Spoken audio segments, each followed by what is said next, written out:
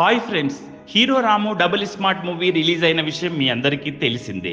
ఈ movie 2019లో box office దగ్గర పెద్ద హిట్ కొట్టి సక్సెస్ అయిన బ్లాక్ బస్టర్ హిట్ ఇస్మార్ట్ శంకర్కి సీక్వెల్. పూరి జగన్నాథ్ చిత్రాలంటే ఒక స్పెషల్ క్రేజ్ ఉంటుంది, అందులోనూ యూత్కి.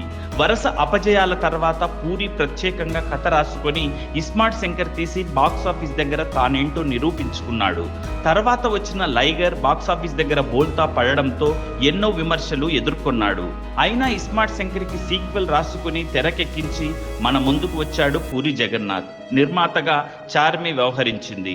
మరి పూరి చార్మిల దశ తిరిగిందా అంటే ముందు కథ గురించి బ్రీఫ్గా తెలుసుకుందాం. బిగ్ బుల్ పాత్ర పోషించిన సంజయ్ దత్ బ్రెయిన్ ట్యూమర్తో సఫర్ అవుతూ ఉంటాడు.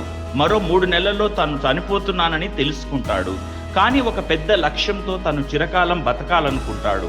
అందుకుగాను తన మెమరీ ట్రాన్స్ఫర్మేషన్ కోసం ప్రయత్నాలు మొదలు పెడతాడు. ఇస్మార్ట్ శంకర్కి ఆల్రెడీ ఈ ఫార్ములా సక్సెస్ అయిందని తెలుసుకొని అతనిలో తన జ్ఞాపకాలను జొప్పించాలనుకుంటాడు. అంటే ఇస్మార్ట్ శంకర్ రూపంలో తను మళ్ళీ బతకాలని ఆశపడతాడు. వెంటనే ఇస్మార్ట్ శంకర్ కోసం తన గ్యాంగ్ని రంగంలోకి దింపుతాడు. ఇస్మార్ట్ శంకర్ బిగ్ బుల్ డబ్బుని కొల్లగొడుతుంటాడు. ఈ క్రమంలో జన్నత్ ఇస్మార్ట్ శంకర్తో చేతులు కలుపుతుంది.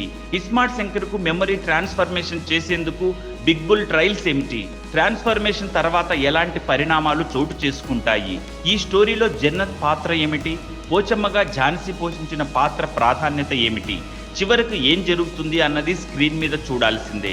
రామ్ పోతినేని, కావ్య థాపర్ హీరో హీరోయిన్లుగా నటించిన ఈ మూవీలో సంజయ్ దత్, ఝాన్సీ, ప్రగతి, ఆలీ, గెటప్ సీను తదితరులు నటించారు. మణిశర్మ సంగీతాన్ని సమకూర్చారు.